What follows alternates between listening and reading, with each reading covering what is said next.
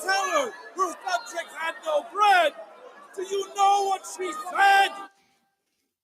Let them eat cake. Who took the bomb? We're getting screwed, man. Every time we turn around, we're getting screwed. Oh, the revolution's going to be through podcasting for sure. That's the only way we talk. It's the little guys that take the brunt of everything. It's got to stop. Peasants, man.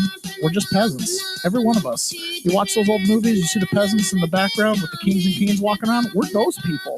We're those people.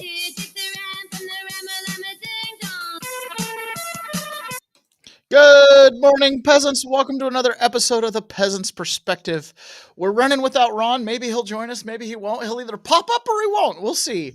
Obviously, he's on the road. I'm excited for him to get back so we can get back to like a normal show flow.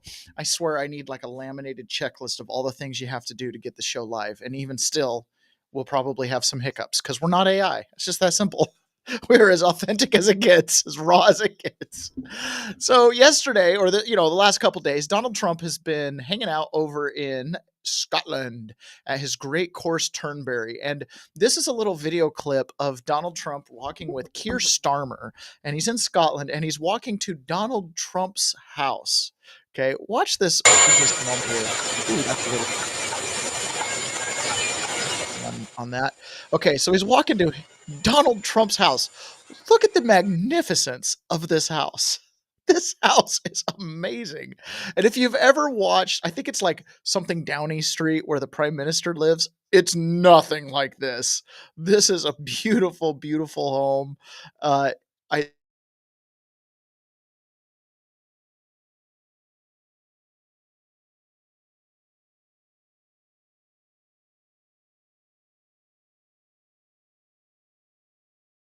attached to the Turnberry. What happened? I had like an internet glitch or something like that. Yes, John Attackis, it's a good morning, except the internet glitched. Okay, so this is what it says here. Trump took UK Prime Minister Keir Starmer into his castle-like 16-room house in Scotland for trade talks over dinner, bringing the head of state to a nicer property than his own official residence in his own backyard. It's such a flex. I think that's so funny. Oh, I remember one time Donald Trump was like, I don't know why these people think they're elite. I've got a nicer house than they do. They say they're not elite. I'm elite. It's so funny. Oh, okay. So yesterday I listened to a podcast on Tucker Carlson, and it was with Richard Werner, I believe his name is. Let me just double check so I get the name right. His name was, yes, Richard Werner. And it's titled Exposes the Evils of the Fed and the Link Between Banking, War, and the CIA. Okay. So in this episode, I was blown away. I'm going to make it like required listening for students that I have in 1776 Live because he talks about banking. He's talking about central banking. He's talking about when the Japanese market collapsed, why that happened. He went through and found the links. And there was one key thing that he talked about in there that he proved beyond a shadow of a doubt. He's got all the documentation to show it. And it's one simple thing. They're not loaning you any money. You create the money that you loan to the bank that it loans back to you for the mortgage. You're the original source of the money. There's no gold or silver. It's not other people's savings. It's cooking the books. It's that simple. It's cooking the books. Every time you apply for a credit card loan, you expand the US dollar. That is where the main source of inflation is. He says all economists just look at banks as intermediaries. They don't consider the fact that they literally are making money. This is why no economist can ever figure out what the heck is going on with the economy, which we're going to see here in just a second. So I am making that required listening. I teach that. I've been talking about that for literally years now. And to hear it come out from some guy who writes papers that are quoted by economists around the world, that's some bigwig guy that's done all this research. He's the one who created the term quantitative easing as a way to fix the breaking economies, not the way it's been applied, all this stuff. Ron, I was just telling these guys, welcome. I was just telling these guys about Tucker Carlson. I listened to a podcast yesterday with Robert Werner, where he talked about the Fed and how money is created and stuff. And he said point blank to Tucker Carlson, The banks don't lend you money. They create it when you borrow from them. You form a promissory note. That is the money that creates the money they loan back to you. There's no gold or silver. There's no backing. There's no deposits. There's no available funds. It's expansion. You're expanding the economy. So we say this, and I can explain it to people and I can show it to people. And there's always this incredulous belief like, it's just, that's not really what's happening. No, he's like, this is what's happening. And they know it's a fraud and they know they're not supposed to do that. And they've been doing it now for so long that you can't stop it. It's fractional reserve banking. It's not fractional reserve banking. It is because they hold a fraction of what they know. Fractional reserve banking is their funny money that they get to play with. When you get a mortgage, they're loaning you nothing. You're making the deposit. They cannot loan one client. They call it client money or whatever. Client money. They cannot loan it. Like if you make a deposit, even if you hypothecate it and do fractional reserve, you can invest at the bank, but you can't loan it to another person. So the money is coming from you. And he says, this is the fraud. And he says, so for example, since money doesn't originate from anywhere, no money actually transfers international borders. For example, say Zimbabwe needs a loan and they go to Barclays in England and get a loan. They originated the loan. You never even had to go to Barclays and have interest and have your property tied to some foreign bank via contract. He's like, just start a bank and create the money. That's all they're doing. They're just creating the money to give to you that you're giving to them in a promissory note. You're pledging the debt before they have the money to lend on you. Anyways, and he goes, and how that ties into the CA. This is how you take over countries with debt. You pretend like you're lending them something when really you're not. You're just lending them fake money that you created on their promise to pay. And so the money, he's like, when Zimbabwe goes to get a loan for a bridge, they paid for it. Like up front. They paid for it up front. They could have just started a bank and paid for it and done the work and gave the people their currency. He's like, anyways, it is a fascinating thing. It must end. Like that's the thing with all of these fake systems. They have an expiration date. When it is, I don't know. How much pain it causes us, I have no idea. But yesterday there was a lawsuit that they partially prevailed. So this was from what this is there's two meetings that are happening today at the Fed. There's the Board of Chairmen and the Federal Open Market Committee are meeting. Okay. So this gentleman, I don't even know his name. This gentleman went into court to an Obama judge to sue the Fed to open up that meeting for transparency. Okay. Because in the whole history of the Fed, these meetings have never been transparent in violation of the law. So this is what he had to say about that lawsuit. So let me do the whole screen share thing so I don't set it up and then play and it's silent. Okay, here you go. There's no question that the Federal Reserve is the most important economic decision-making body in the country. It also happens to be the least accountable. In today's case, today's emergency motion is an opportunity to take the first step and bring real, long overdue accountability to an institution that, to tell you the truth, most Americans know nothing about. Gallup said last year that only 4% of Americans have a great deal of confidence in Jerome Powell to do the right thing. And I got to tell you the truth, this is not just about Jerome Powell. It's about Fed chairs that have come before him and Fed chairs that will come after him if transparency is not enforced at the Federal Reserve. And this is not the transparency that comes at the recommendation of Azoria. It is the transparency that comes at the mandate of federal law. Congress got together after Watergate and said enough is enough. The government needs to operate in public view, not just for the government's sake, but for our sake. We have a right. We've talked about this. You have a right to criticize our government when it's making a mistake. When they shut down our churches during the pandemic, when they tried to infuse ideology into our schools, we had a right to criticize them, but then we at least knew what they were doing to be able to criticize them. We have no idea what goes into the Fed's decision-making process. We have no idea why exactly, despite the fact that inflation is a 4-year low, it's annualized 1.8% under President Trump's first 6 months in office. We have no idea why Jerome Powell and his Fed board are keeping interest rates near a 20-year high. Now, we checked Not a single member of the FOMC has a mortgage. Not a single one of them.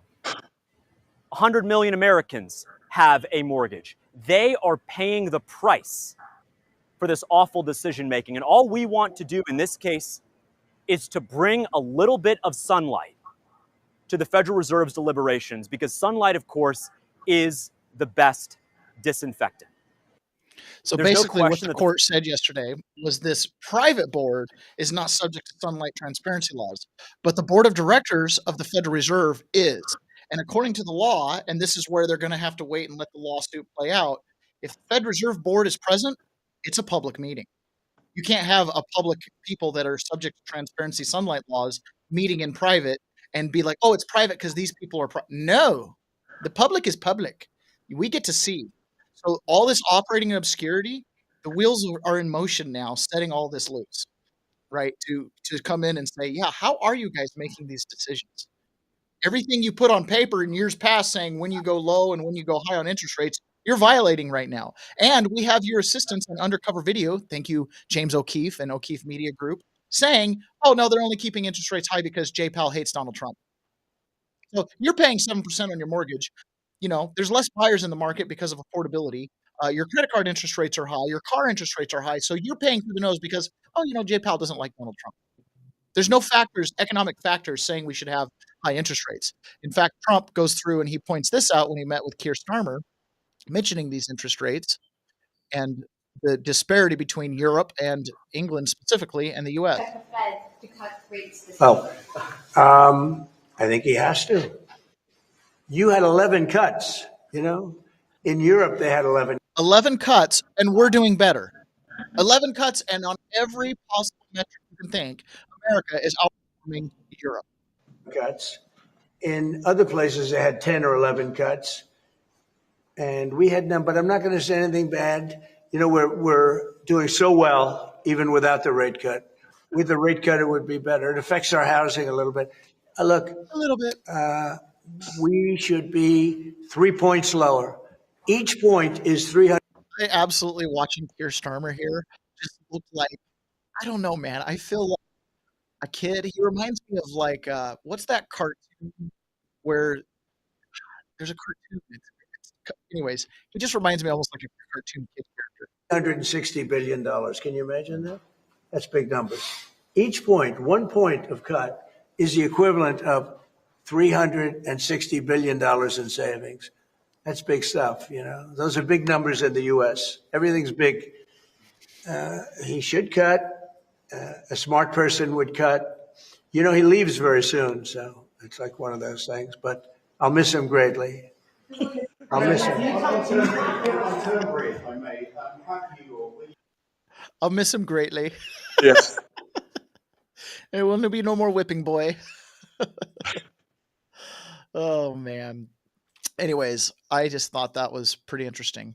There is, so I encourage people to go listen to that Tucker Carlson podcast, even if you have to miss an episode of this episode, you know, this show. It was worth it. If you're into banking and finance and kind of understanding how that works, I think it's really important. Yesterday, I mentioned how the Amish are kind of one of the reasons why Americans stay free. And I'm going to get to one of those other reasons. I'm going to show you what the Amish have put up with over the years in order to maintain their liberty. They're willing to pay the price for that liberty. So Trump announced, we mentioned this yesterday, but Trump announces the EU trade deal with 15% tariffs. So apparently the Financial Times, who's, you know, like the paper of the globalists, is like, this is a really one-sided deal for America. They win. Which is unlike NAFTA, which was not a one-sided deal, right? And I started thinking about this. I started thinking about my years in college, which went to a conservative school, right? I'm sure most of the people that were my peers in that group are probably now considered conservatives or something like that. But at the time, we were all like, I shouldn't say all, but generally we're questioning the war. It was your typical university environment, just slightly more religious, okay?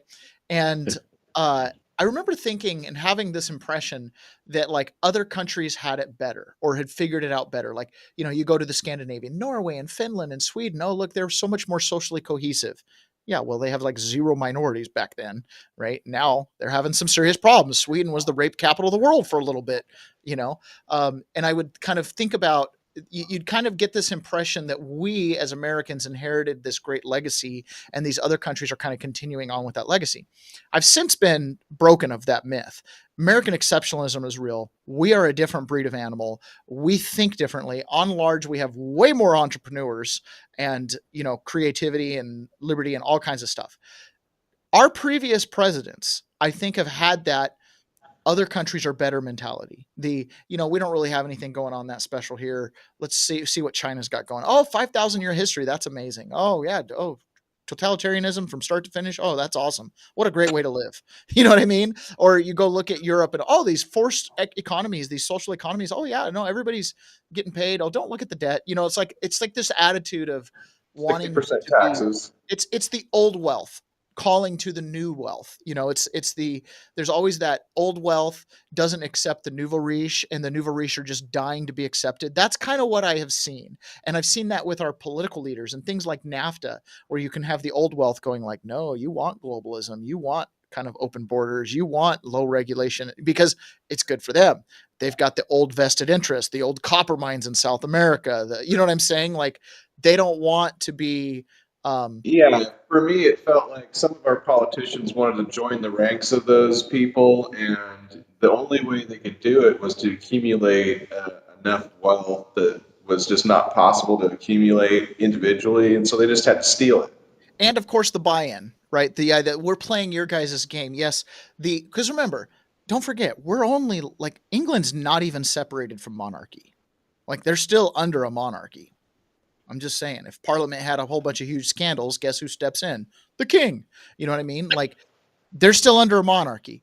A lot of countries around the world are not that far removed from monarchy and aristocracy. And these people viewed the peasant folk like us as subjects. We were inferiors, not as smart, not as capable, right? Should be directed and told what to do and not to do. Like this was standard operating procedure. We're not removed from that more than a generation or two at most, right? So this mentality continues. I mean, it's something to really consider. And so having our elites constantly trying to capitulate and become part of it, it's led to bad deals and all that kind of stuff. Well, Trump comes in and he's like, no, America's great. We're the best. We've got the best everything. We've got the biggest this, the best that. We're the best everything. He believes in American exceptionalism. And so when he goes out and negotiates, he's like, well, I have to negotiate. We're the best. You guys want to do business with us. Whereas the rich and wealthy of these other countries are like, well, we need the United States to do business with us, but you really need us for leadership. And you need us for, experience or whatever. I mean, sure, you've got all these natural resources. Like they flip the table on us, whereas Trump's like, nah, we've got the most market, we've got the most buyers, we've got the best system. You guys need to pay a price to come do business with us. We got the most fake money. And you hear JD Vance back when they had the Signalgate scandal where, there was Intel got leased that we were going to attack the Houthis after we attacked them, of course. But nonetheless, you hear, Trump Vance saying things like the Europeans want us to do this. He's talking pretty derogatorily, like the Europeans, like ignore them. They're a bunch of idiots. They don't pay their bills and they don't send their kids to go fight. You know what I mean? He's like, you can hear a Marine being like, screw the Europeans. I've been in the battlefield with them. You know what I mean? Like they ain't worth it. Like it's a completely different attitude. So the Trump announces an EU trade deal with the 15% tariffs.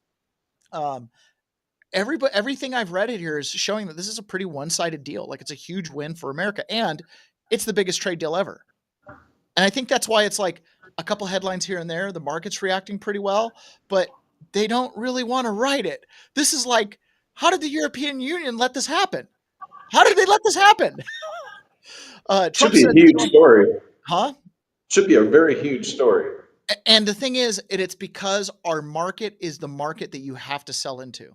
You have to sell into this market. They don't have a market. They protect our goods from going there, but the reality is a big part of their economy is exports to us. The money comes from us. We can tell JD does not like the Europeans. Yes. President Donald Trump announced Sunday the U.S. reached a trade deal with the European Union. Some products, including aircrafts and their components, some chemicals and pharmaceuticals, will not be subject to tariffs. Basically, those are the things we really want and need. The 15% and don't want to have a tariff in the cost basis at all. Because remember, all costs are a tax. Everything. If you go to the farmer and he picks the tomato and hands it to you, and he goes, the tomato's $1, but it's $1 for me to hand it to you. That $1 to hand it to you is a tax on the good.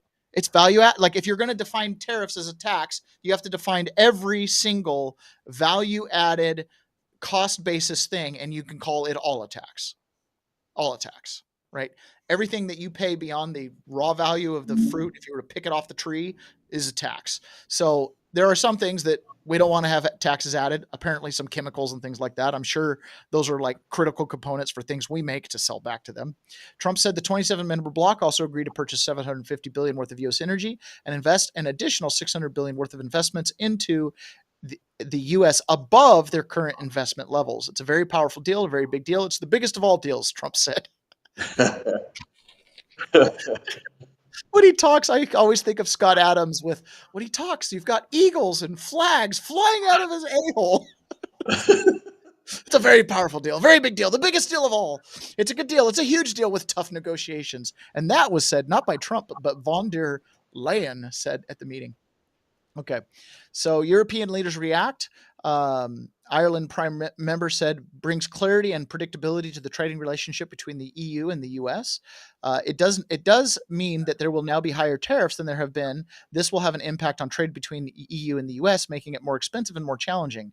More expensive for who? Notice how they're not saying more expensive for the American consumer. They're talking about their companies are going to have to pay the tax because if they want to compete with domestic products, they're still going to have to land at a price point that's comparable. Duh.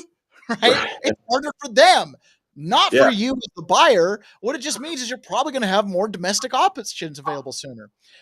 German Chancellor said, let's see, another one's, excuse me, before we jump to that, he said it creates a new era of stability. German Chancellor said, with the agreement, the EU-US negotiations on tariffs, a trade conflict would have to hit export-oriented German economy hard has been avoided.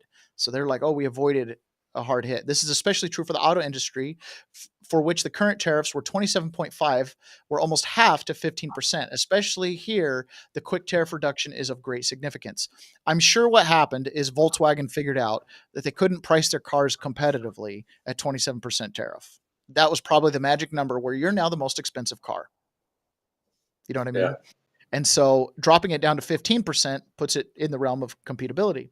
Netherlands Prime Minister said no tariffs would have been better, but praised the European Commissioner for securing the best agreement possible. Now, keep in mind, this is coming from someone who's had tariffs. The entire EU has had tariffs. This has been the problem.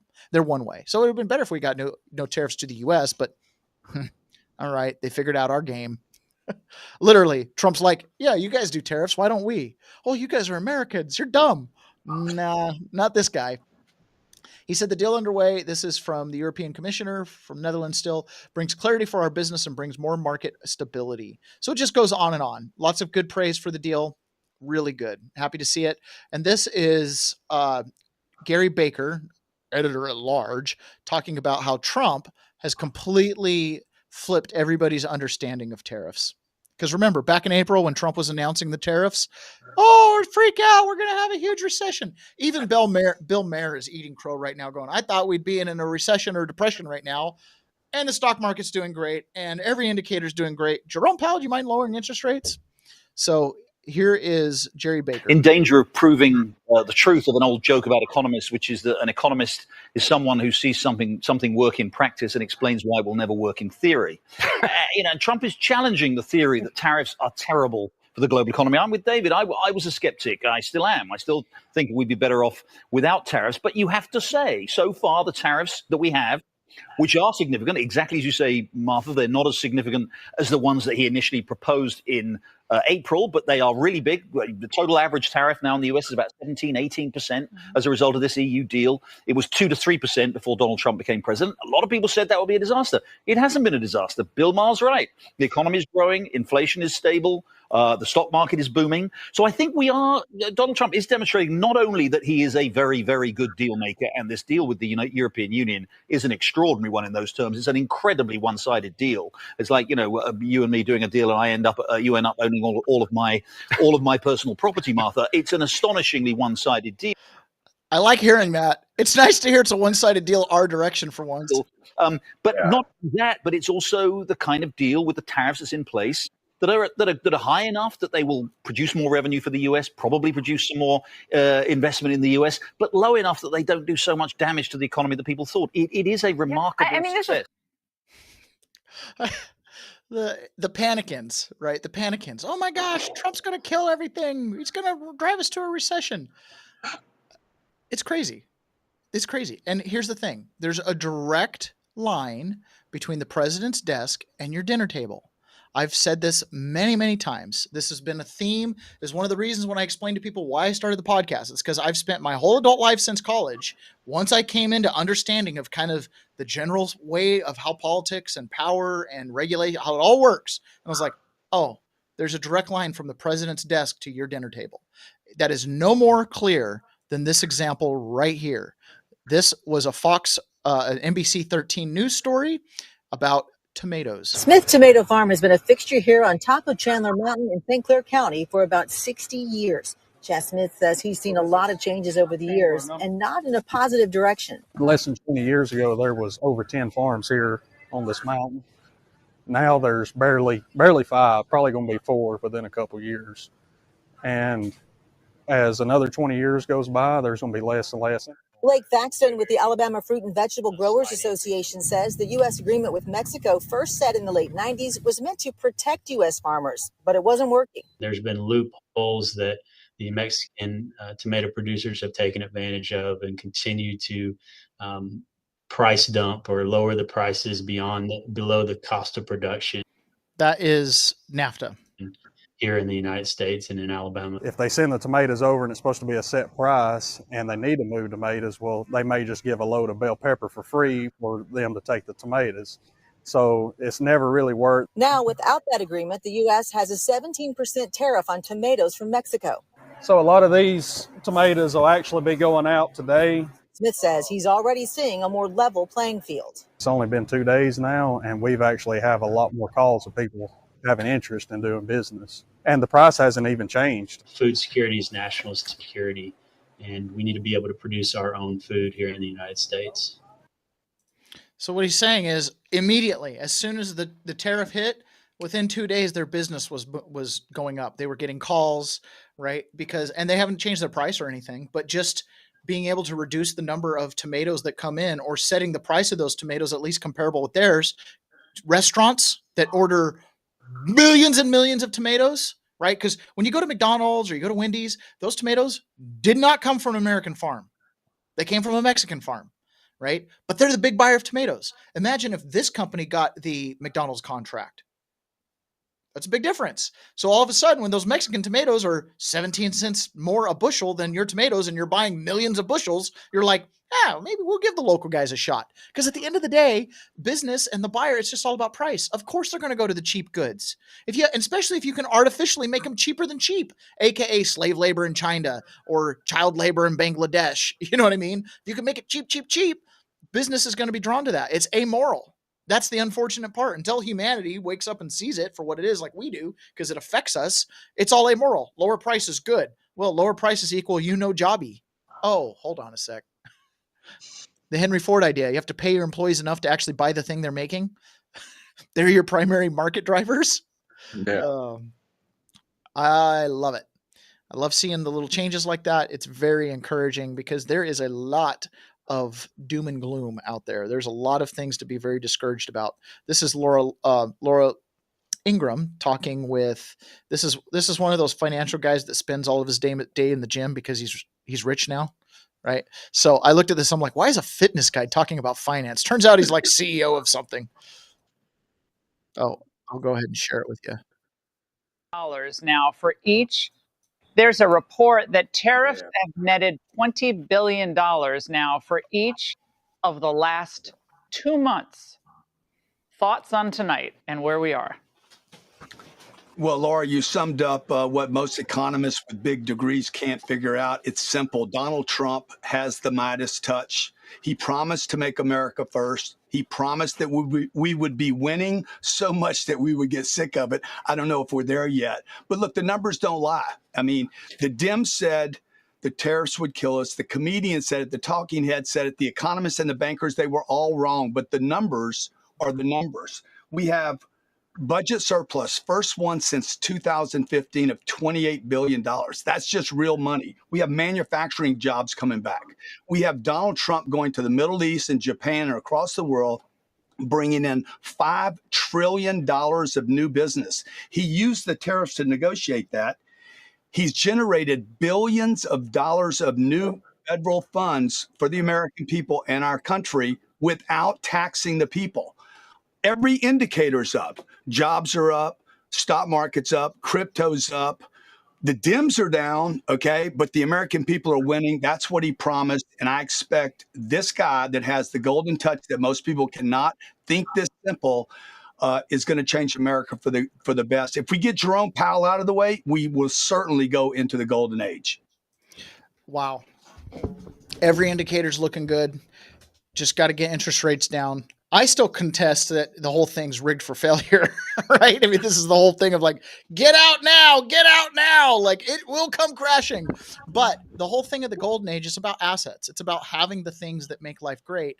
We can change the financial system if we keep our heads about us. I really do believe that, right? Especially if enough people slowly migrate out of being bonded to it and stuck with it. This is where the good old advice, like pay off your personal mortgage, that will provide a lot of security for you.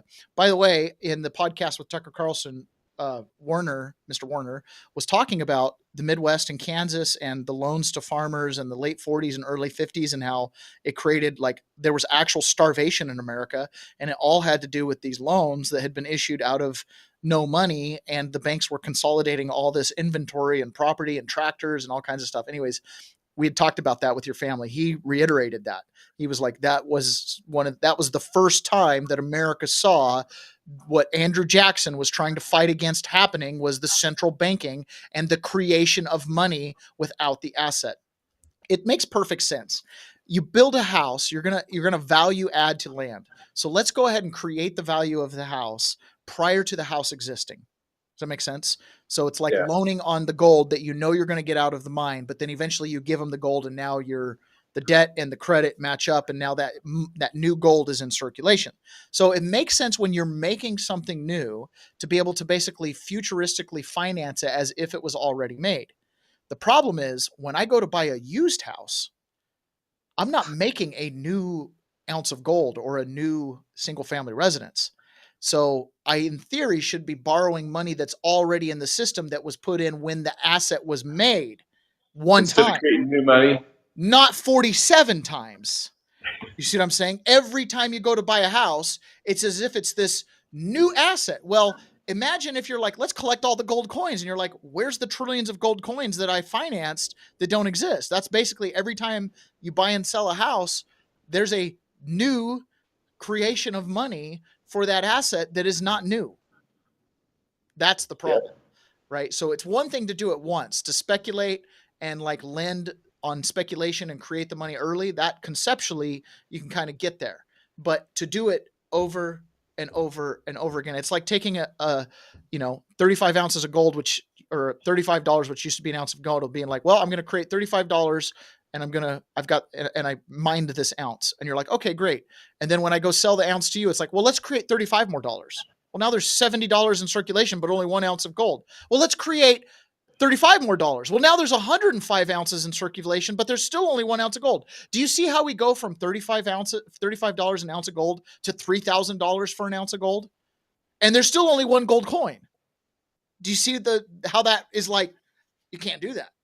You can't do that. You're not creating a new piece of value that's represented by that dollar. Hence the fact that money's not redeemable anymore, because it's just made up. Okay. Just inflating the value of the coin you have. You're inflating the value of the coin you have by financing it over and over and over and That's over. That's what inflation is. Yeah. Which, if you go to the gold standard, you can't do that, because you got to create a new asset to have the money, and it's only in there once. Then that money just circulates. It is interesting. And the big thing he said was economists actually do not consider banks. They just consider them intermediaries. He's like, a bank is like a gold mine. It creates the money. He's like, that's the problem, is everybody who's should be analyzing this stuff, they've kept secret this new money thing, which I talk about it flippantly, like it's like a known fact. It's not a known fact out there. If you go talk to a banker, they have no idea. Oh, it's new money. It's like, yeah, that's why they tell you when you sign the promissory note, they'll go, okay, you'll find these funds in your account. They don't say we've loaned you this or anything. It's no, you'll find these funds as in poof. Like they have a script. He says that they tell trust title companies and bankers to use when they originate loans, and nobody thinks about why it's that specific. He says they might slip in, we loaned you money, but they're wrong. He says the script they have to say says these funds will now be found in your account. Like, as in, okay, where'd they come from? Oh no, they didn't transfer from anywhere. They're originated in your account. Clickety clack, click clack clack, enter. That's exactly how they're doing it. And he says, this is like the secret. This is the thing that if everybody understood this, we'd all be like, well, I just want to go down to the bank and create some money. That's basically what it would turn into, which is basically what your big dogs, I think a lot of them are doing. This is why Robert Kiyosaki says debtors win, savers lose. You can't save money. You can only in debt. You can only get more debt. That's it. Okay. So moving on here. RFK, let's move on to a little bit of a health topic. This is, I feel like I kind of.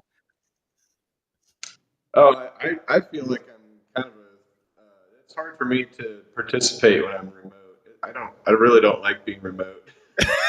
Well, I love having you here. It gives me at least somebody to talk to, other than Ann One, who says good morning in the Rumble chat. Are you back tomorrow or the next day? I'll be back Wednesday night, so I won't really be back till Thursday morning. Okay. And I might have some spotty internet like I do here, so I don't know if it's working good or not. I can hear you fine. Okay, good. So this is Robert Kennedy Jr. talking on the Charlie Kirk show, and he's talking about a series of things, but he's mainly talking about the vaccines and kind of the insanity of that. I'm telling you, man, everybody feels it. If you're not caught up into Trump derangement syndrome and you're looking at the Trump presidency and the cabinet, it is the most transparent ever. And they are saying the things, they don't care what the past administrations did. They don't even care what their own administration did, like Trump's own administration did 4 years ago. In certain regards, it's absolutely scorched earth. What I love about this is there's been this entire ecosystem of truthers of all stripes, from labeled conspiracy theorists looking into extraterrestrial life, which, by the way, now we're to the point where it's like we have a foreign craft that's supposed to show up here in like November. Have you heard this story yet? I haven't really covered it much. No, but I will say you just pointed on something that I wanted to maybe highlight, is that you can tell that there's a difference between this administration and past administrations, because past administrations will dwell on the past, and this administration is focused on the future. They're focused on the future and correcting the mistakes. Like, yes, they're not okay. They're not spending all of their time blaming others that were doing things in the past. They're just forget all that, move forward. Well, but at the same time, they're pointing it out. Like, they're like, yes, the mainstream is wrong. What the government has told you is a lie. Now we're correcting that lie. And us conspiracy theorists that have been labeled are like, whoa, or people in the independent media circles are like, whoa. Some people have unplugged from mainstream media so much they don't even understand how revolutionary this is. If you're a daily news watcher boomer, and all of a sudden RFK gets on and goes, yeah, it turns out everything we've ever known about vaccines is totally fraudulent, and turns out like all the way going back to the 1800s, they were manipulating those results in order to sell stuff. And it's like, so the whole thing's built on a fraud. So we're just kind of like deconstructing it piece by piece. And it's like, wait, what? It's like, yeah, no, it's literally like fraudulent premise after fraudulent premise after fraudulent premise, to where you don't even question the axioms that you're told, which are totally up for debate. So let's just listen to RFK here. Companies, we have a free market system in this country, and part of that is that there's consequences if you make a bad product. And, vaccines are particularly exempt from that because there's no free market economy. Normally, if you get poisoned by Coca-Cola, you can stop drinking Coca-Cola. But if you get poisoned by a vaccine, your kids still have to take that vaccine to get into the school. If your doctor tells you your child will die because, you can look and see what happened to elder siblings, there's some kind of genetic vulnerability that's affected the older siblings, and the doctor wants to tell you your third child should not take this vaccine, he's going to be punished for that. And also the schools won't let you go to school no matter what. So in New York and California, there's not only no religious exemptions, there's no philosophical exemptions, but there also effectively is no medical exemption. we're running into this now because here in Washington, we homeschool, but part of the requirements to homeschool is you still have to keep up with the vaccine schedule. Well, we've always used the exemptions. Literally, we've been doing this long before it was cool for anybody to do. And slowly but surely, Washington has eroded no religious exemption, no philosophical exemption. Or excuse me, we can get a religious exemption, not a philosophical one for students. For employees, you can't get a religious one. You have to use a philosophical one. So I have a friend who used a philosophical exemption to not get the vaccine for the ferry system, but all of his friends that tried to do religious exemptions got fired.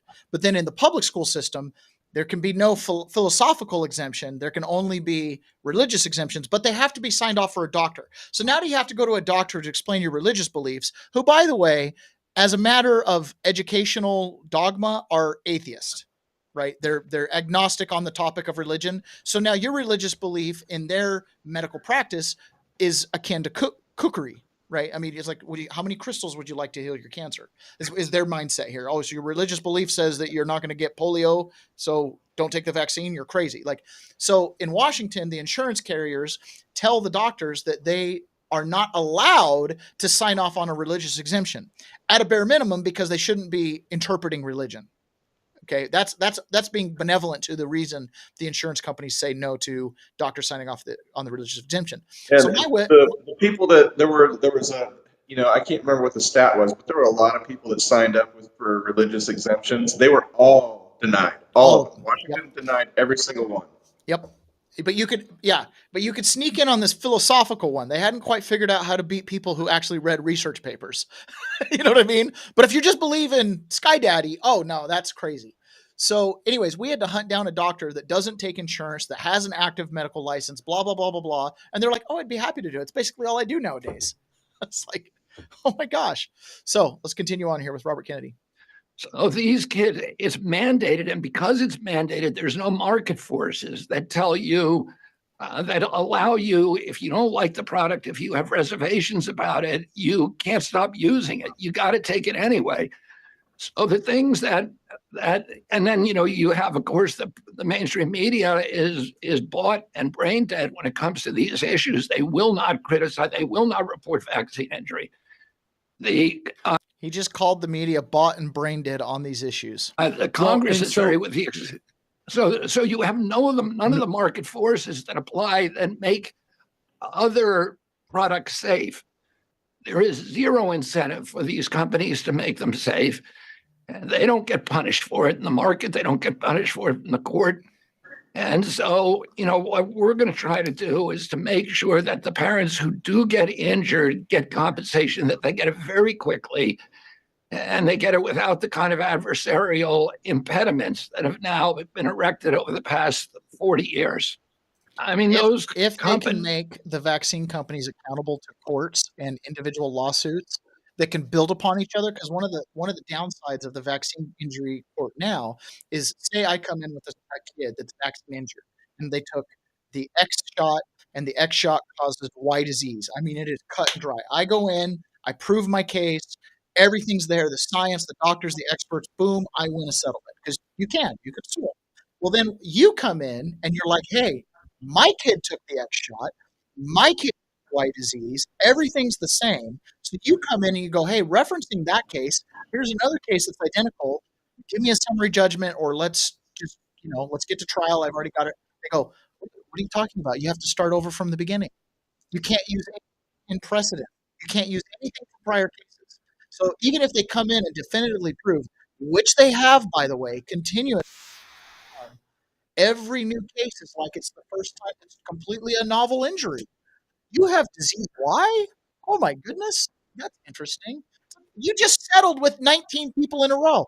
Yeah, well, we put the burden on them to prove it from start to finish too. So just removing that alone, once one person proves vaccine injury, everybody else can come in and get on board. They can't do that. So they know if we damage 1 out of 100,000 people, we give the vaccine to 1 billion people, you're going to have 1 million lawsuits, but each one of them is going to be litigated separately. And how many of those 1 million people actually have the resources to litigate? Very few. Usually it's one big litigant, and then everybody jumps in on some class action after the fact. You can't do that with vaccines. It's one at a time. It's a huge limitation on them. So really, really glad that, again, Bobby Kennedy, very impressive. Lee Zeldin, very impressive. Tulsi Gabbard becoming more and more impressive. It's all really, really good. There's a couple stories that I really didn't want to play. I'm going to mention them just for the sake of mentioning them because I brought them up for a reason. But again, going along with the theme, the government seems to always be corrupt. This right here is Lake City, Columbia County, and this is in I think this is Jacksonville, right? Florida, excuse me, Columbia County, Florida.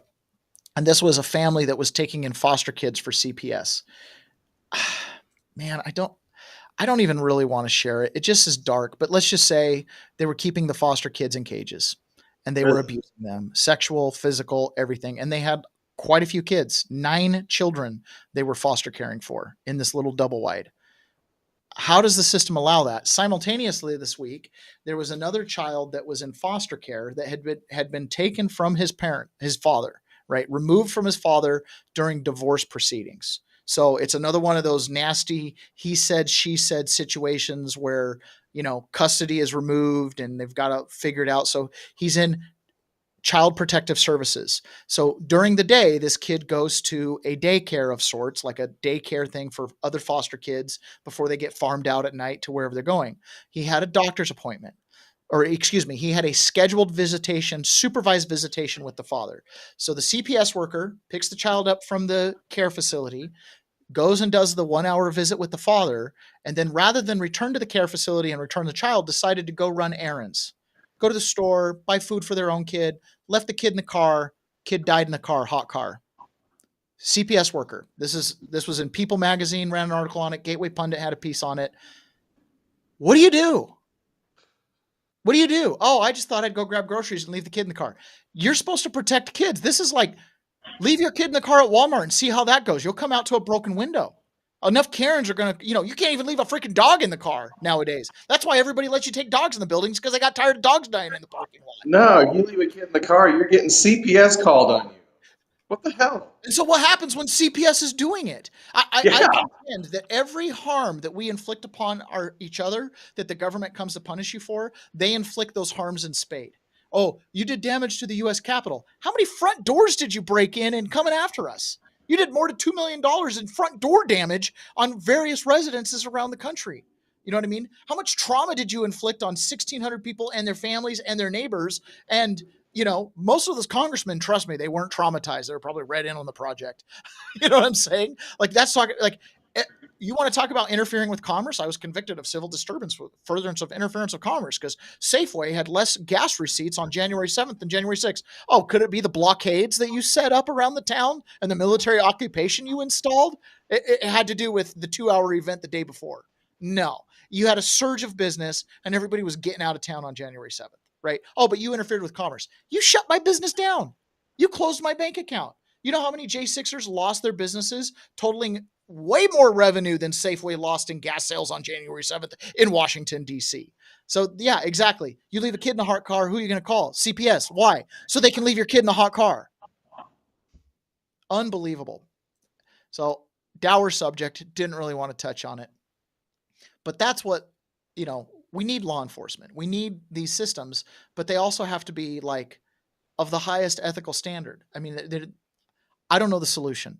For me, I am the solution. I don't want to put myself in a position where my kids end up with CPS. I don't want to put myself in a position where I've in hawk to banks. I don't want to put myself in a position where, I'm subject to all this lunacy that we can see on its surface. I don't want to put myself in a position where I'm putting a vaccine in my kid every time a new drug company comes up with a new profit incentive with no accountability or liability. I don't want to be like, trust the science, just to find out the science is not to be trusted. You know what I mean? Be the solution.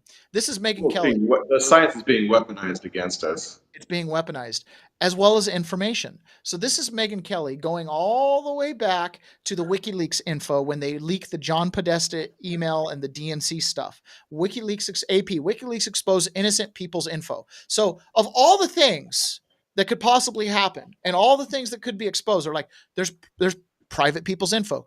Who are these private people? Who are these private people, mind you? These are public people interacting with public figures on private servers that aren't supposed to have private servers. If you're in government, you're not supposed to be using a Gmail account. And if you are, you're supposed to turn it over to the records and archives so that I can go read it. That's the whole point of this. So when WikiLeaks dumps something and the government's offended because people got to see what they're doing, it's like, you should have released this in the first place. That's my opinion. If WikiLeaks can get a hold of your data, it ain't top secret or classified. I don't care if they hack servers. It's your duty not to put it on a server if it has to be that secret. That's honestly my opinion about it. Okay. So WikiLeaks got a bunch of information on Clintons, the DNC, and listen how Megyn Kelly, how she has changed her tune over the years. Listen to how she addresses this. Ask you about the U.S. election. As you point out, you're not an American citizen. You're an Australian. You're clearly not rooting for Hillary. But are you rooting for Trump?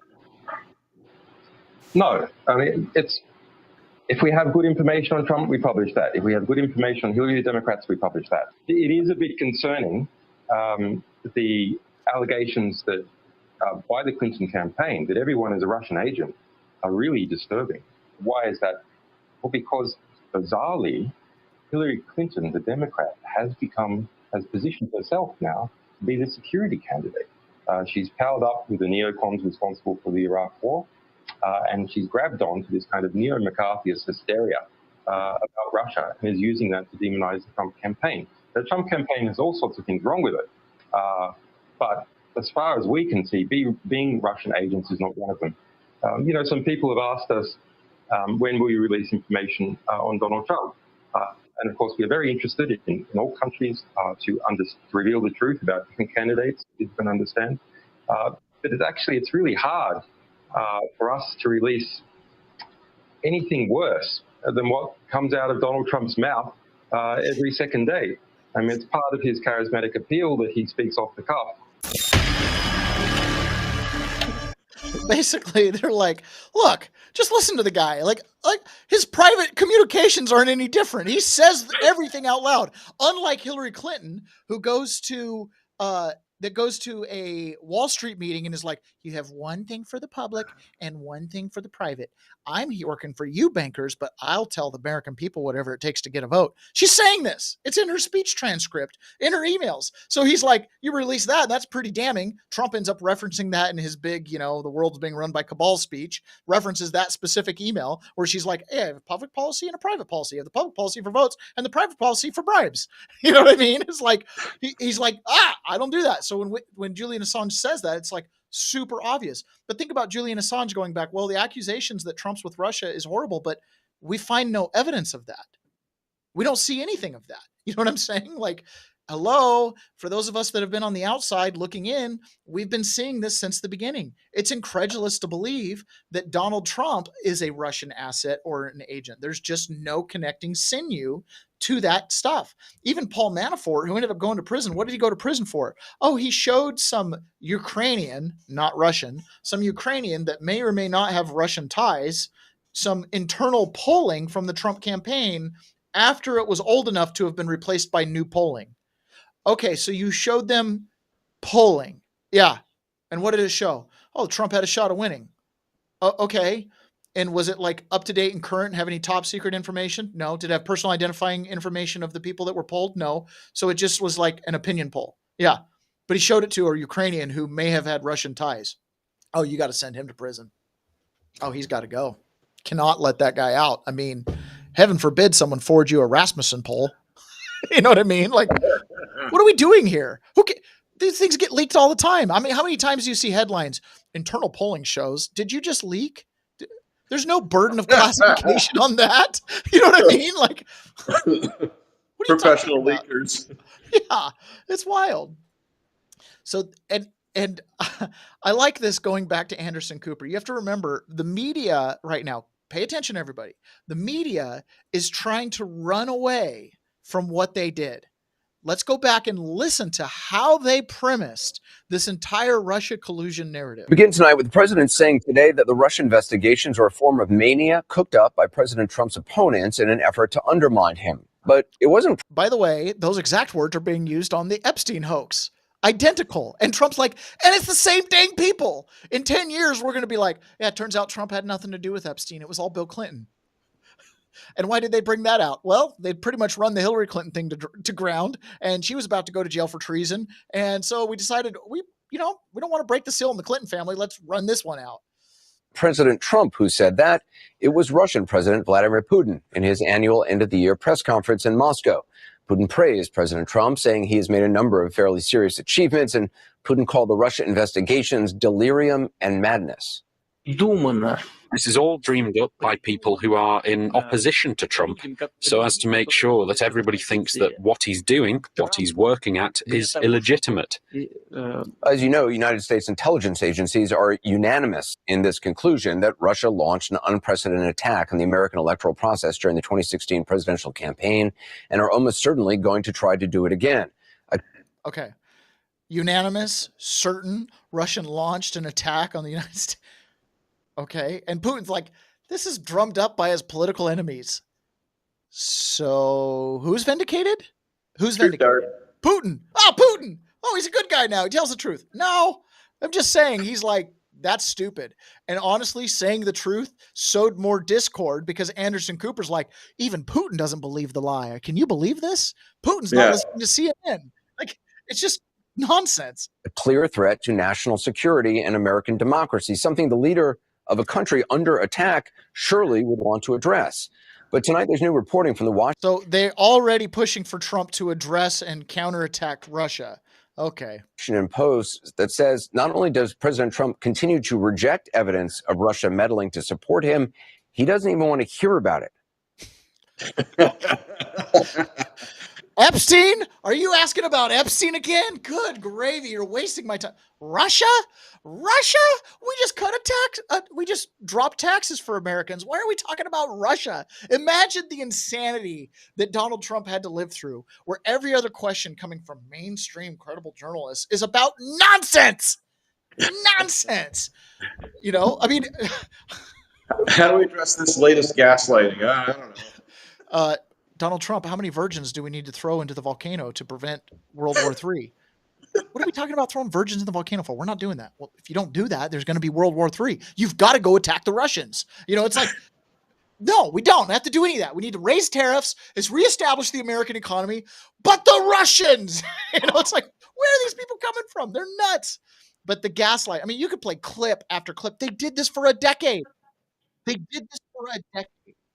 Night after night, lie after lie, they did this for a decade. And now we're just like, oh yeah, I mean, incontrovertible evidence that that Trump's got this problem. Here, I'm going to play this from Trump first. And the media is all aligned. Yep. So this is Trump. Now, remember, the Russiagate, Trump doesn't even want to hear it. Why are we talking about it? So here you've got Trump again being asked about Epstein. So he's just doing the same thing. He's throwing it back, just like he used to. You don't need to be talking about me and Russia. You should be talking about Hillary. They spied on my campaign. It's fake. He's been saying it since the beginning. So here he is taking a question on Epstein. Explain, but I don't want to waste your time by explaining it. But for years, I wouldn't talk to Jeffrey Epstein. I wouldn't talk because he did something that was inappropriate. He hired help. And I said, don't ever do that again. He stole people that worked for me. I said, don't ever do that again. He did it again. And I threw him out of the place, persona non grata. I threw him out, and that was it. I'm glad I did, if you want to know the truth. And by the way, I never went to the island, and Bill Clinton went there supposedly 28 times. I never went to the island, but Larry Summers, I hear, went there. He was the head of Harvard. And many other people that are very big people. Nobody ever talks about them. I never had the privilege of going to his island. And I did turn it down, but a lot of people in Palm Beach were invited to his island. In one of my very good moments, I turned it down. I didn't want to go to his island. Yeah, explain, but I don't want to waste. So he's getting asked about it, right? Another one of these gotcha questions. Aren't you going to do? Nah, Epstein, I knew him, threw him out of my place. He did something. Haven't talked to him in years. Didn't go down to the island. Larry Summers, Bill Clinton. He's again, guess what's going to happen? Trump's always right. I can't think of one time where Trump hasn't blurted out, even if it's in an inarticulate way. The name Larry Summers, president of Harvard, are going to be the resolution to the story. They're the big players that have been blackmailed, used, leveraged in some way. Trump wouldn't mention it otherwise. A lot of people are associated with Jeffrey Epstein. He just name dropped two people. So somehow that storyline is going to itself. Just like Trump is the one who told us that the entire dossier came from. He's the one who first told us that. And then everyone else kind of got in line with it as they started to see the evidence. But he knew right away. He knew that James Comey was giving him a shakedown. And I know that came from opposition research. He put the dots together instantly, but he had to wait a decade for the rest of the world to catch up. So this Epstein thing, it's not over. I really wanted to close the chapter in it a while ago, but at least all the storylines are coming together, right? You're starting to see the government corruption, the RICO case, and this Epstein thing, along with the Russiagate, Traingate, and on and on. They're emerging. The actors, Hillary Clinton, case with Dawson, the Clinton family, the Clinton Foundation, of which Jeffrey Epstein is a co-founder. Do you see? So the Clinton dossier to keep Trump out of power. What are you covering up? Covering up everything from paper play to potential scandal, saga, and on and on and on. What will you do to prevent accountability on that front? Because of course there's a trail of dead bodies all around you of people that have been involved. What would you do? How far would you go to make sure that you don't get do you think he might go so far as to plan a siege of the government and install the incoming administration? He might go so far as to set up dirty tricks to impeachment scenarios? Do you think he goes so far as to imprison innocent Americans in order in furtherance of a narrative that's not true? To say someone else overthrew an election? Goes so far as to maybe get involved with a bioweapon and a vaccine mandate, which causes a lot of distraction, right? How far the crimes, plural, of the century? Each one of them in and of themselves bring down the Ming Dynasty, right? And you've got all of these scandals tied up with essentially what I see as one Clinton cabal. It's the Clintonistas.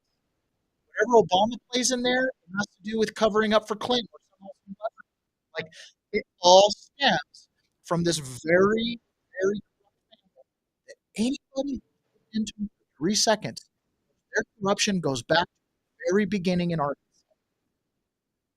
Bill Clinton was at minimum complicit with drug running into Arkansas through Mena, Arkansas, cartels from South America under the direction of the CIA, which George H.W. Bush was involved with. And that relationship, that little cabal of criminals, and I know that for a fact because I was in prison with United Press who did cocaine with Bill Clinton's brother in his house and got cocaine triggered by the state police who were acting under the direction of this guy ended up serving a prison. Right? I know that for a fact from him. Again, no reason to disbelieve him. You knew intricate names. You knew details that I didn't know. And since I got back, I looked up. Sure enough, he was right. That happened on that time that he was saying. He was there. Okay? Their corruption goes back far. It was no big deal for Hillary to say, I got one opinion for public and one opinion for private. You're a politician, that's it. That's it. These guys are so entrenched and so deep, right? The whole thing. So when Trump name drops, that's the version of this is one story. This is one cabal that's covering up their activities. The elite pedophile ring may or may not be true. It doesn't matter. It's a distraction from all the other stuff too. They're all distracted. In a vacuum, each little thing looks like a manageable crisis. It looks like a manageable thing. Maybe each little, we can explain it. It's false. Okay, explain away the other 47 people that all died mysteriously with gunshots in the back of the head called suicide. You know what I'm saying? Like,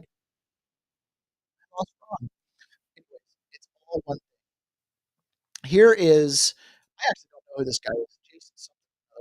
Jason was on Newsmax, and he just lays out exactly what we've seen with these disclosures that have come out vis-a-vis Tulsi Gabbard. I hate to say this, but President Barack Obama, there is now incontrovertible evidence that he was the spearhead of a seditious conspiracy to subvert the will of the American people and overthrow the United States government back in 2016. We must, absolutely must, hold every one of these criminals accountable for the crimes that they committed. They are the most heinous crimes committed in American history.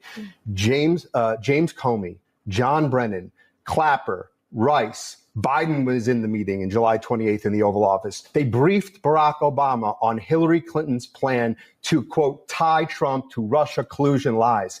It consumed our national discourse for 5 years.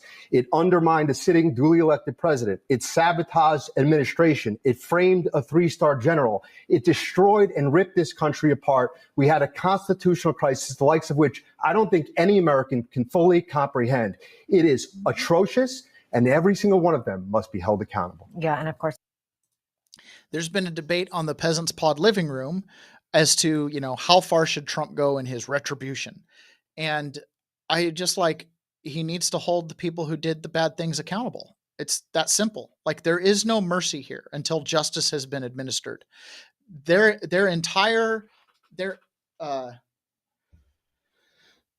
bye-bye. Yeah.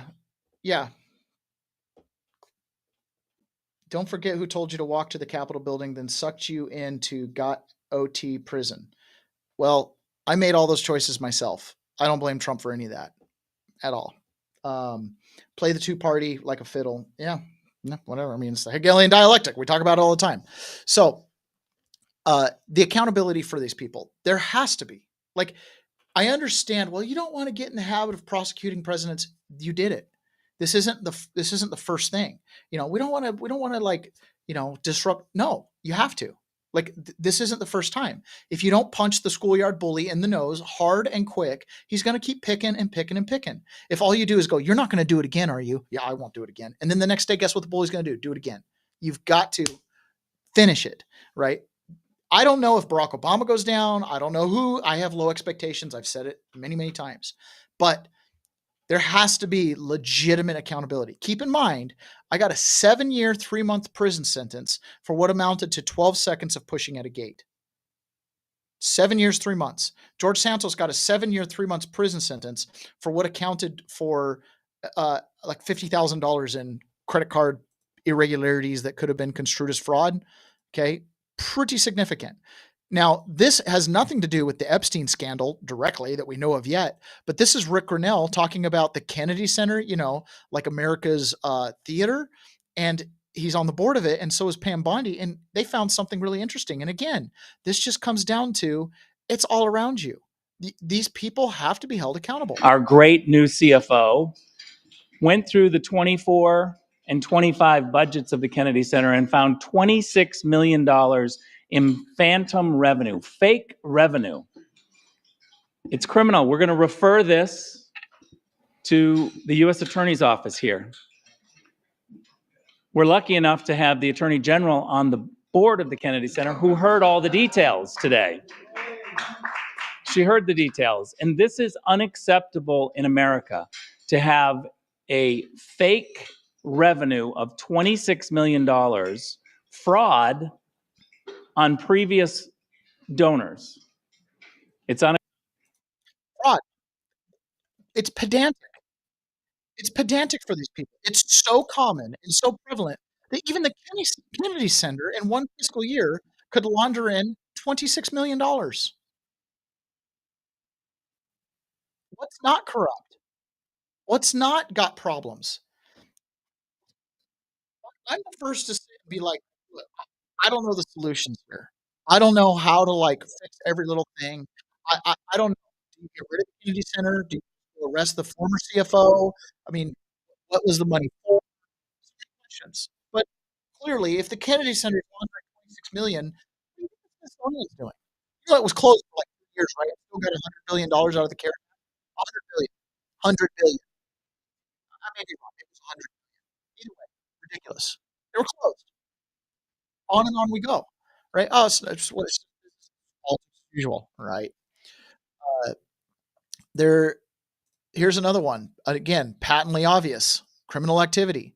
This is Maricopa County, right? Right there. Opens the drawer, breaks the seal, felony.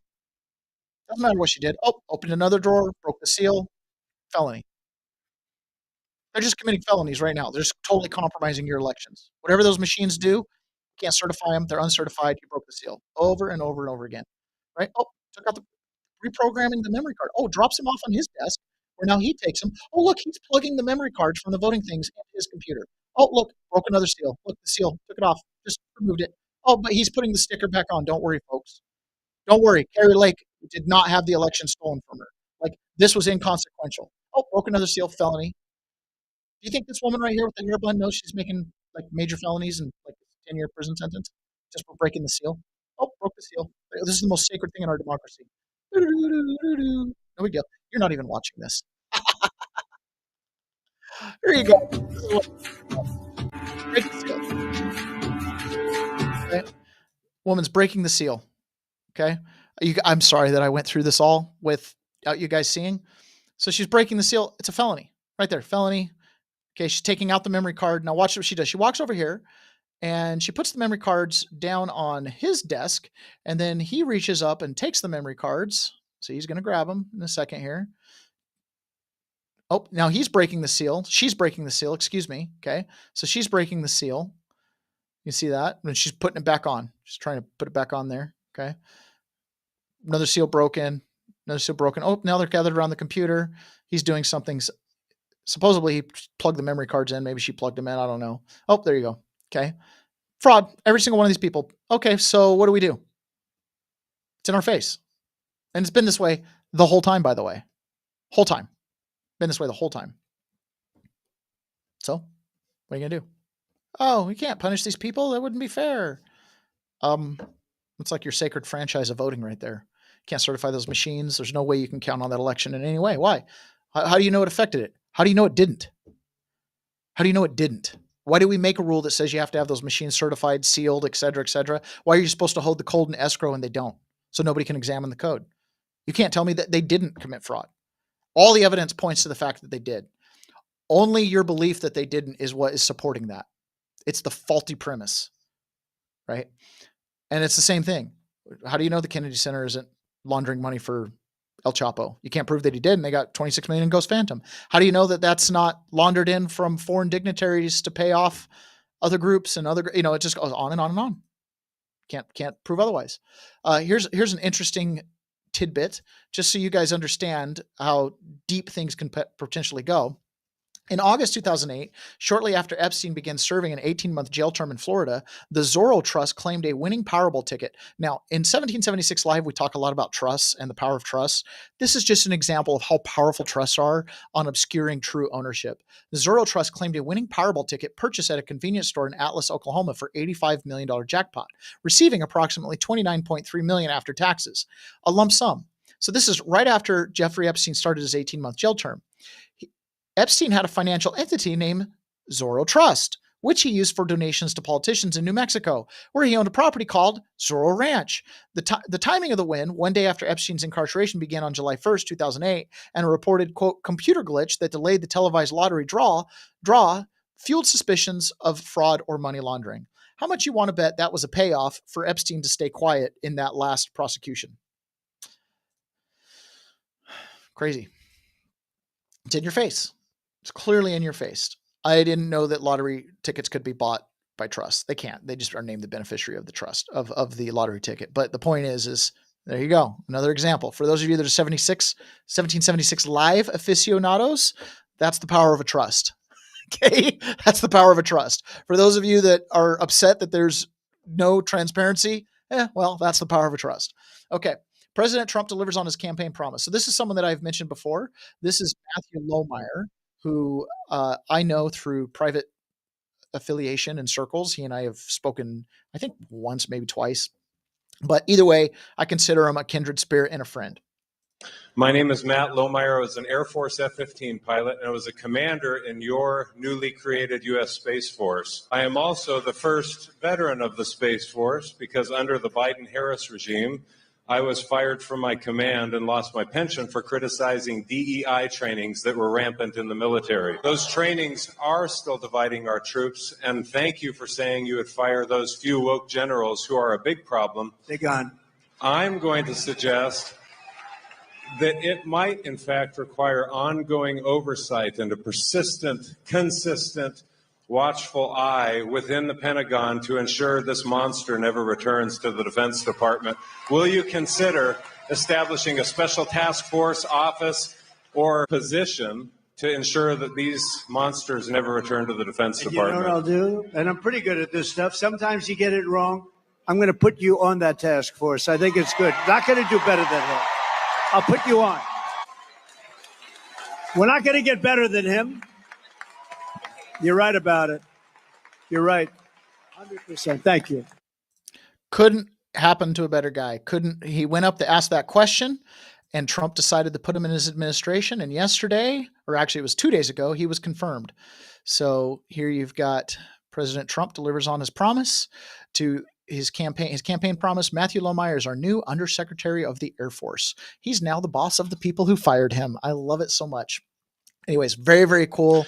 I'm very excited for him. He's going to go in and root out Marxism and DEI. He wrote, in fact, before I act like I'm, where is it? Give me a moment. Oh, where is it? Give me just a second. I've got his book. Oh, here it is, right here. This is his book, Matthew Lohmeyer. See? Told you. Irresistible Revolution by Matthew Lohmeyer. That is who just became the Undersecretary of the Air Force. Marxism's goal of conquest and unmaking the American military. The person who wrote this book is now the Undersecretary of the Air Force. Okay. He goes, pundits often seem perplexed by current policy decisions being made on our country, but our apparent missteps are part of a long-standing plan, patently and methodically pursued by those intent on the overthrow of the U.S. government and its replacement with a communist dictatorship. Ultimately, many of those now furthering that agenda do so unwittingly. After becoming aware of the Marxist conquest of American society, you will never look at things again in the same way. Mainstream media, social media, the public education system, including the university as well as federal agencies, have all become vessels of various schools of thought that are rooted in Marxist ideology, an ideology bent on the destruction of America's history, of Western tradition, specifically Judeo-Christian values, and of patriotism and conservatism. The problem has become systemic, a tragedy considering that the defeat of Marxist communist ideology was the very cause which our nation spent great treasures of blood and iron during the 20th century. We're in, baby. We're in. We made it in to go fight the revolution, to go fight the communists. Matthew Lohmeyer is in. The guy who wrote this book is now part of the administration. This was the reason they fired him, and now he's back, right? There's an element of all of this. I'm 42, right? I got gray hair now. I have been the crazy guy at Thanksgiving for 20-something years. I have been the one who's like, the system's messed up. It's not right. It shouldn't be this way. And it doesn't matter if it's left or right. I'm always criticizing the system because the system is not meant to support liberty, freedom, or any of the ideals that I thought we were supposed to have as Americans. He agreed with me. And he's a guy who went flying F-15s, right? He was a lieutenant commander in the Space Force. High ranking. They were trying to overthrow the government and install a communist dictatorship. Just like they said, we won't even fire a bullet. We'll just take over. The long march through the institutions. The vindication for guys like me who've quite literally I ended up going out and doing septic. I got accepted to law school, didn't want to sell my soul, right? I got a degree in political science, didn't want to continue down the political path. I didn't want to sell my soul, right? I got involved. I was a mortgage broker, didn't want to sell my soul. I was a real estate agent. It's not bad. Still, didn't want to sell my soul. You know, I could go on and on. I ended up working with my hands. And finally, I'm back here just like, listen, I can only run so far. I can only run away from this so far. You guys keep chasing me because of the communist dictatorship. So anyways, Matthew Lohmeyer has been put in. I'll always try to, the one level connections that I've developed into the administration and people that are part of this fight back is significant. We are part of a movement. I could call up Matthew, maybe not now because he's busy in the administration, but I could have called up Matthew Lohmeyer and had a conversation with him, right? his friends, his close friends are my close friends. Like, that's how I'm certain, you know what I mean? Like, I know who he is because I know the people he associates with on the daily and their normal stuff. You know, those are people that I go and hang out with and stuff all the time. I understand there's other people too that are in that ones. I don't disclose every single person because I like to keep them, you know, private in case there's any blowback either way. But the point is you are a part of something, right? By amplifying my voice, you're amplifying your voice. My voice gets heard by people like Matthew Lohmeyer and his friends, who then go and connect into this bigger zeitgeist. The revolution will be podcasted. It's the only way we talk.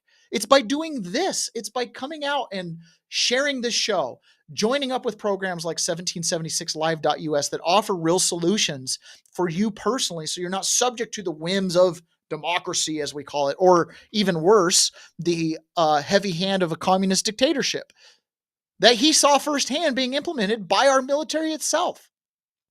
So all of it, just be a part of it. There was one thing, I've got to find it. I wanted to show this. This is the Amish. Okay. I mentioned yesterday to our Australian listener that America is built a little bit different. And one of the reasons we're built different is we have this Amish population that has to be considered at all times, right? They are uncontracted, free birthright citizens without any obligation for building permits, taxes, any of that kind of stuff. So this right here is a picture, okay, of Amish men in 1955 reporting to jail for refusing to send their children to public school. Heroes. They refused the benefit and then they got thrown in jail. I don't know how long they were in jail. It's irrelevant. But now, guess what? You can homeschool your kids. Why? Because they stood together, did not bend, did not break, were willing to be put into prison, probably at the point of a gun. They're pacifists, but they went when they had to because they were unwilling to put their children in school. It's people who stand up against the tyranny that make it easier for future people to continue to stand. We have that strength in numbers. We just have to get on the same page. It's so nice to have people in the administration that are talking our language, the RFKs, the Lee Zeldins, the Tulsi Gabbards that are looking at the smoke monster, the government, with a critical eye, and they're not afraid to say it has made mistakes. Some of them heinous. But we, the people, always have been and always will be the solution. It's the Matthew Lohmeyers of the world. It's the RFKs. It's the Tulsi Gabbard. It's the Donald Trump, who a couple of those names sound elite, but they're not. Trust me, they're not. Because in America, we are actually all equal. The only thing that separates us is the 6 inches between your brain and what you choose to do with it. So I wanted to point that out, the Amish. This is one of the things. They stood up. They've preserved their rights. And they left the door open for us. Try to be Amish with a cell phone. Just go do it. Be Amish with a cell phone. Like, oh, and with a driver's license. Just be Amish with a driver's license and a cell phone. It's okay, right? Operate out of trust. Do it different. You can do it. You can do it. Okay. Here is Obama's wingman, as he called himself. This is Eric Holder, first attorney general to ever be held in contempt that wasn't prosecuted. And but of course, you know, that criminal referral is still there. I think we're probably beyond the statute of limitations, but I'll be interested to see if Eric Holder gets wrapped up in this grand conspiracy case. But he is doing the whole, we cannot run a republic like this, talking about Dan Bongino's little tweet that he put out the other day. No idea what Bongino was talking about, and I don't necessarily want to go into the workings of his mind. That's a place I simply don't want to be. But I think we should put a pin in that, and let's see.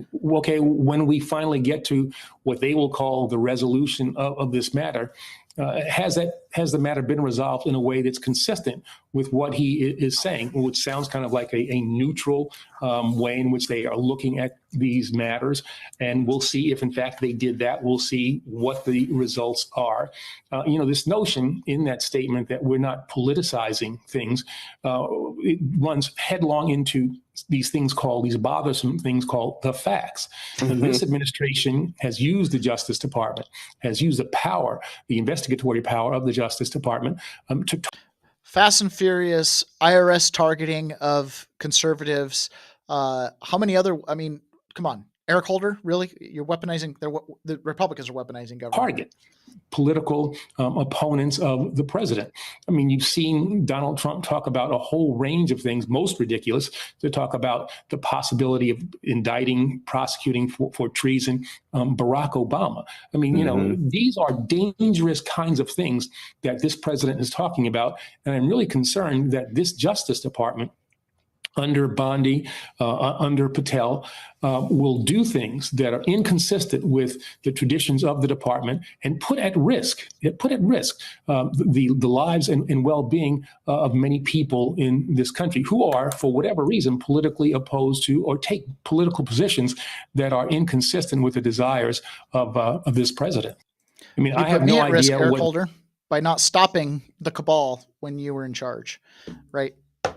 He's got art of projection. Art of projection. Oh, they'll go against the norms. Oh, like a properly predicated investigation. I mean, if you illegally spy on a campaign and you get fake FISA warrants, don't come complaining to me when you're being spied on with a FISA warrant. Don't argue with me if it was properly predicated or not.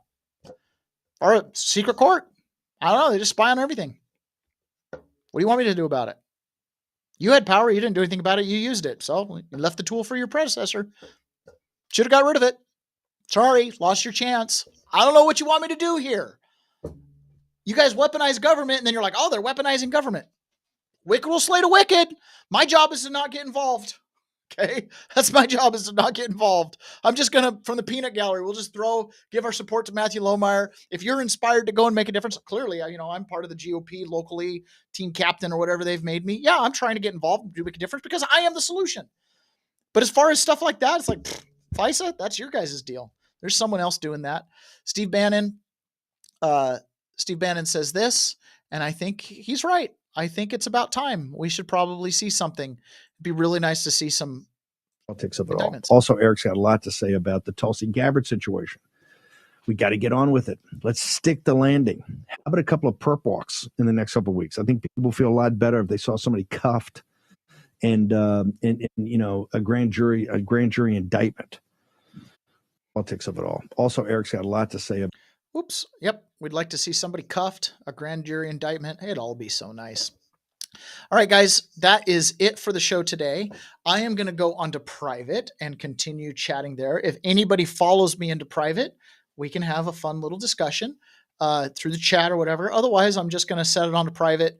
As soon as I end the stream, I'm going to go take my little bathroom break, and then I'll be right back. If you stick around, we'll talk. Otherwise, I'm going to let it run on private until I run up the time that I have to do in the next 2 days, because I wasn't doing private at the beginning of the month. So, by the way, thank you. I got all the chatters in, even got an extra one. That was kind of fun. So next month, we have to do it all again. In fact, if we could just knock it out of the gate the first week so I don't have to pimp for chats, that'd be really great, okay?